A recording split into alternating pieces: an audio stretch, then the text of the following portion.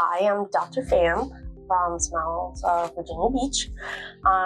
We're talking about Botox today. So for people who suffer from bruxism or clenching or grinding at night, clenching in the morning, usually I recommend a night guard. But for some people, a night guard is a big step. They hate having something in their mouth.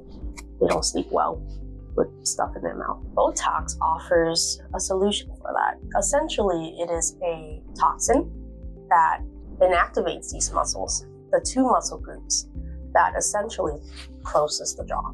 It doesn't mean that the muscles will stop working, it just weakens the muscle so that you don't overbite or clench too hard. Usually for clenchers, very worn out, flat, even surface, no valleys, no bills. When people bite down, these muscles, sometimes they can bulge out, and you can tell from without looking inside that somebody is a grinder at night. Long-term effect of grinding is just not the joints right here, like we talked about. You can wear down your teeth, wear down your enamel, and that is the protective layer of your teeth.